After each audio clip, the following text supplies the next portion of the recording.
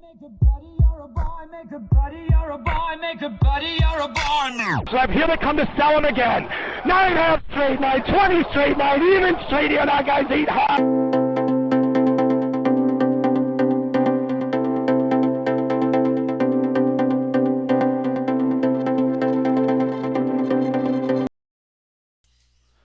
What's going on, guys? So I'm going to do a quick Sierra chart tips and tricks.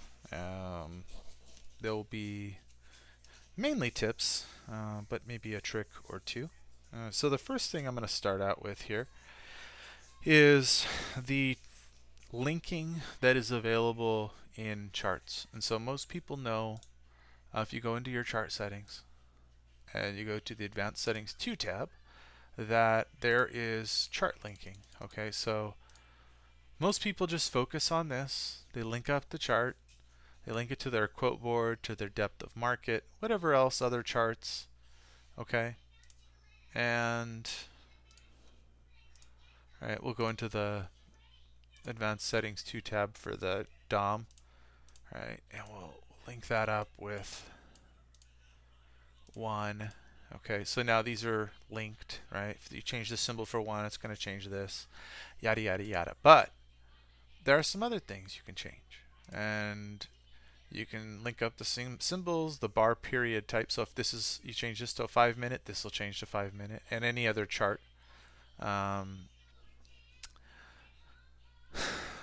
studies can be linked. The bar spacing. So if you link the bar spacing in this chart, and you are in another chart and you collapse the bars a little bit, like you tighten them up, it will change the spacing on this chart that has that set like that on. The other chart, if it's not set on and you change this, it doesn't change the other chart that doesn't have this selected, right? So think about that relationship when you're setting it up, and think about what works for you. But the most, sorry,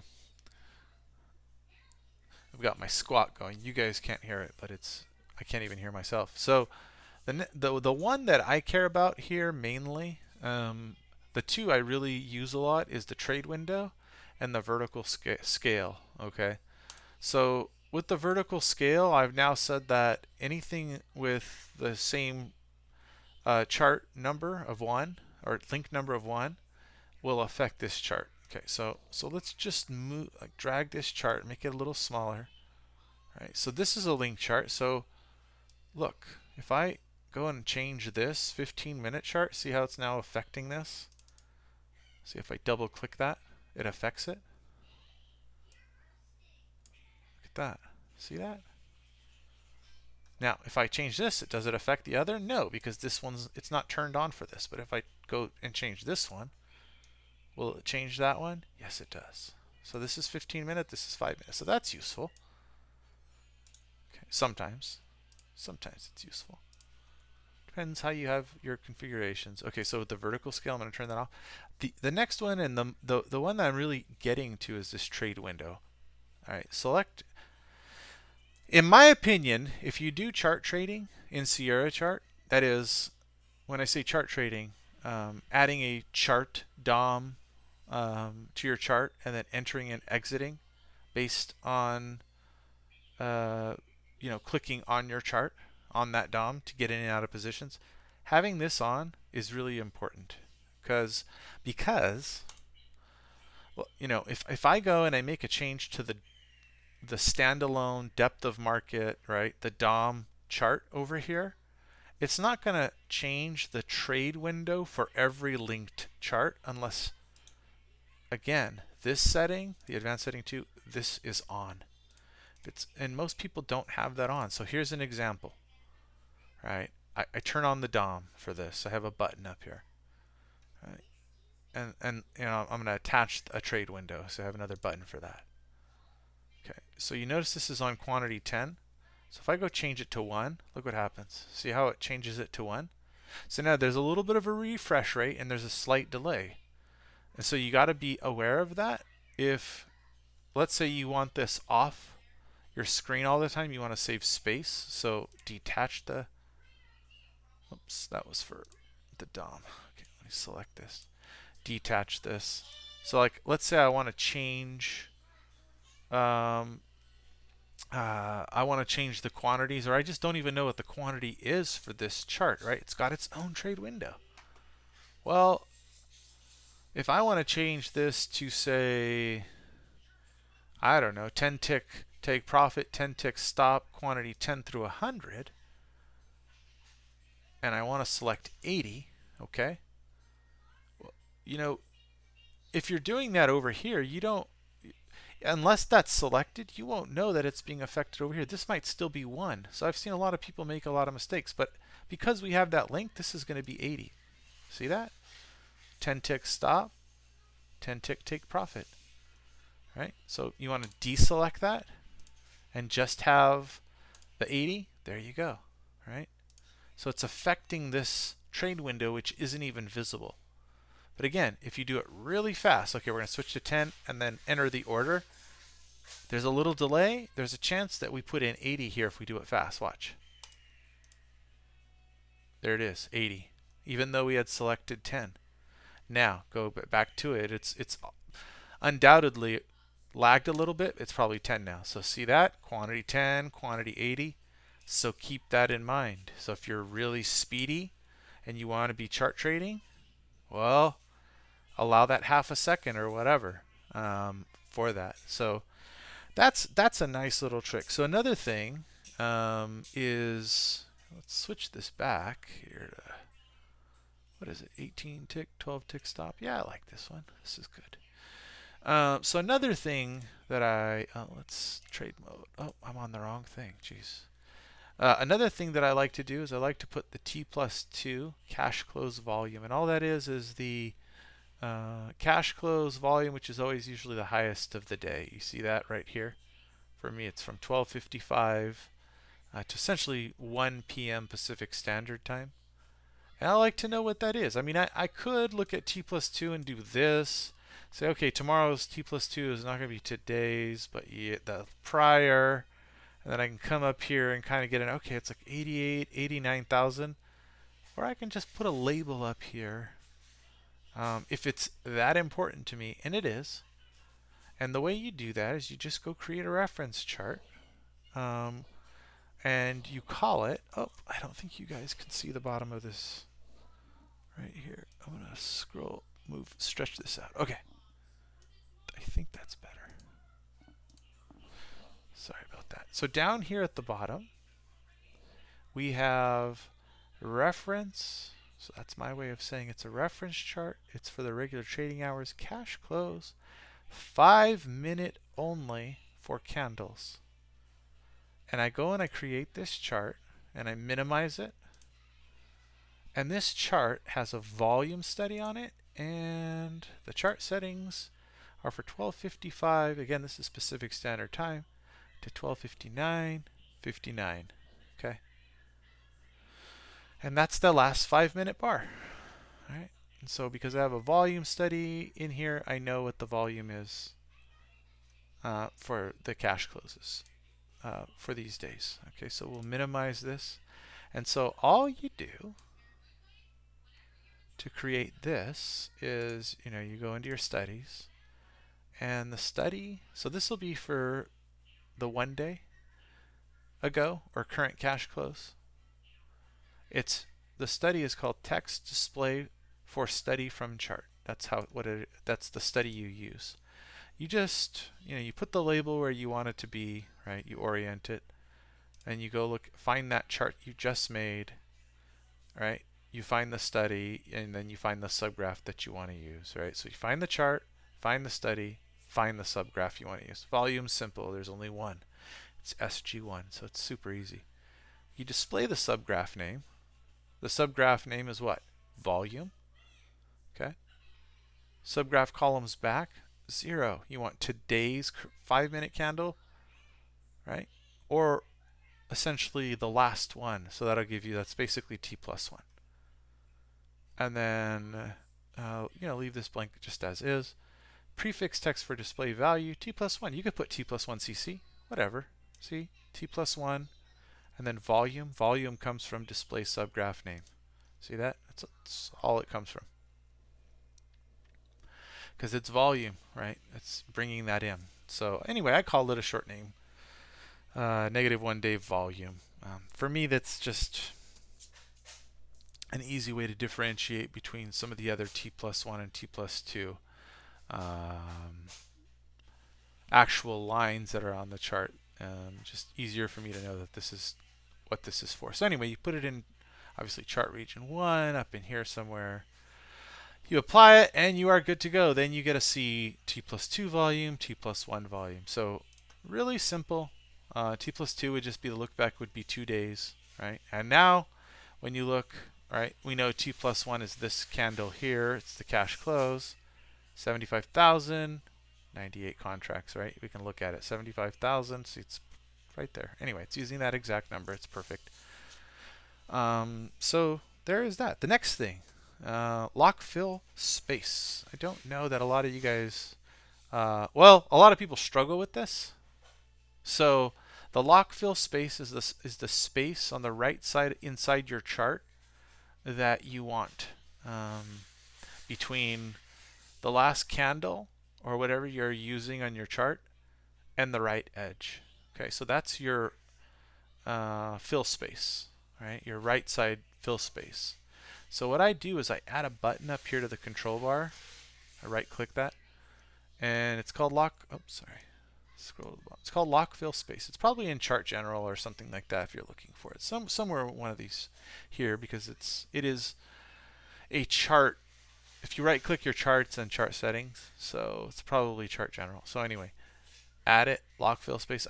I don't know if it's out of box LFS, but I like that, lock fill space for text. Okay, add it.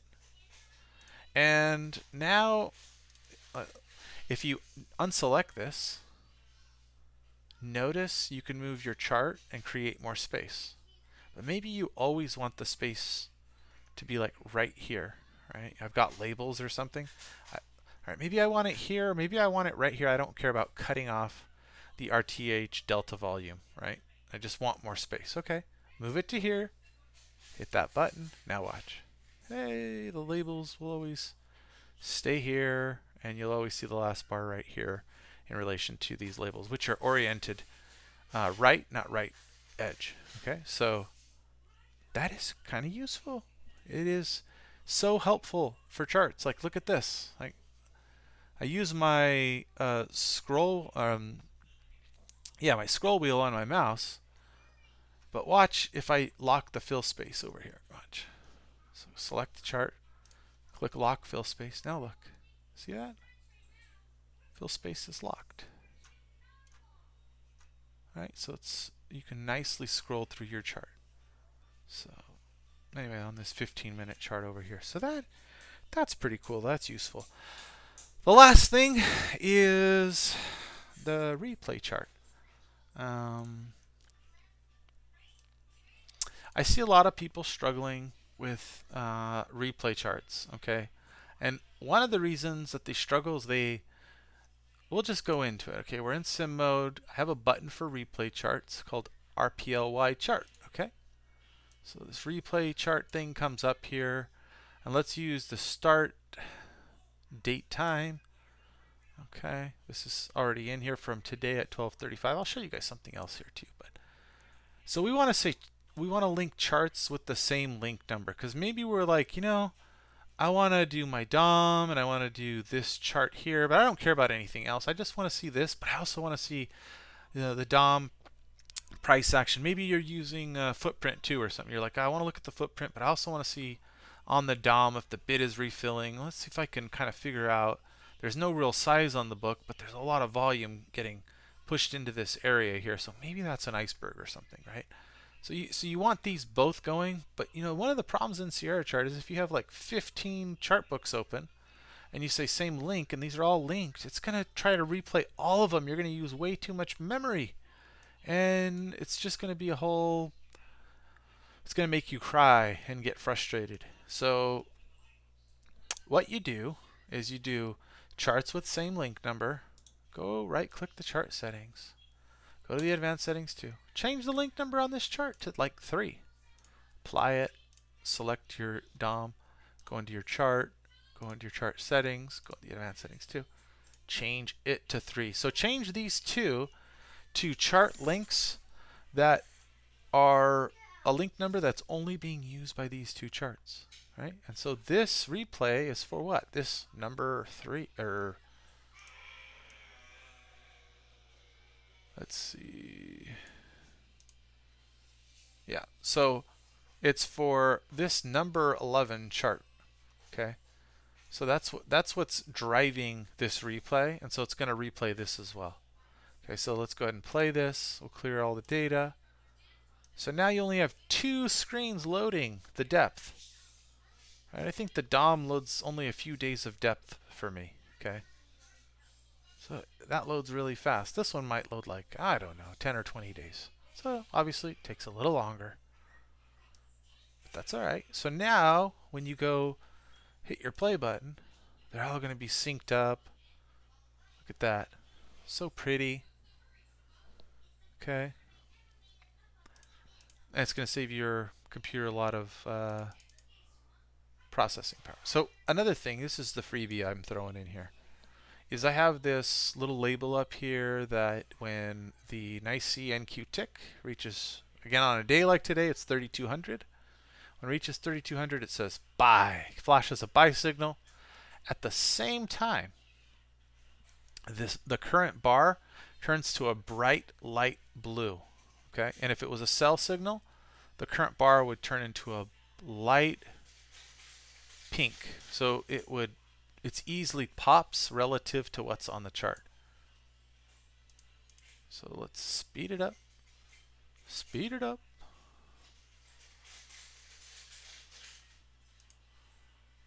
(2x) speed. Let's look for that capitulation. Okay, here we go.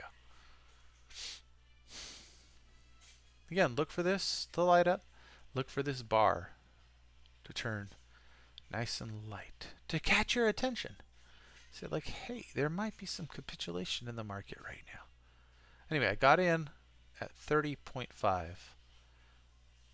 This is 100% of normal, so it's normal speed.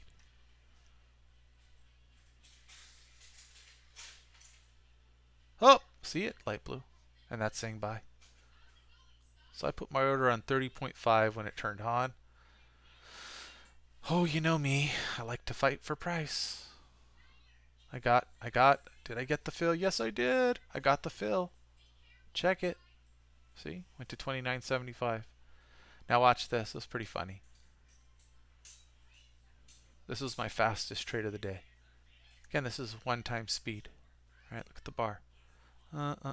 18 tick take profit, 3-point stop. So 3-point stop. Stop was like 27.5. 4.5 point.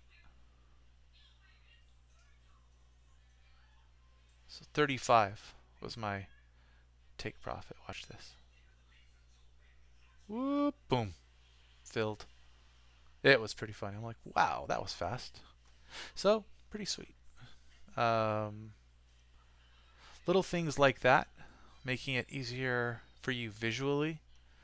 You know, instead of having to look up and left, you know, yeah, put this up here, but also do something like that where your candle lights up in real time if you're watching your screen. Like, oh shit, okay, well, where are we at? Okay, we're outside of this box. Man, we've been punishing breakout traders all day today. All right, well, we're on RTH value area low. We're right below longs from here. It looks like they got stops here. They found liquidity here. Big volume here. Okay. Right. In real time, you can say like, yeah, I want to take that trade. There's other confluence. So anyway, end of the video. Hope you guys enjoyed it. And again, hit me up on Twitter or Twitch or YouTube in the comments if you want to see another video. Like looking for some sort of, you know, the tips and tricks, it's kind of unique, but you know, if there's something you wanted me to do a video on, maybe I'll try to get to it. And also Discord, check me out. I've got a Discord invites all over my Twitter profile. page. I've got it on my YouTube header. I've got it on my Twitch. So, you know, not hard to find a Discord invite, and a lot of cool people there. A lot of knowledgeable Sierra chart people and great traders as well. So, alrighty, have a good one. Hope you enjoyed it. Please like, subscribe, and all that good stuff. Share the channel, blah, blah, blah. Again, I don't make money off the channel, but I am gunning for 1,000 YouTube followers. Like, I'm gunning hard. I really want to get, well, what am I doing? I'm not really networking, but I'd like to see it happen at some point, because then I could make like 5 cents a day from YouTube. That would be like amazing. You know, I'm a trader. I'm poor, right? Anyway, have a good one.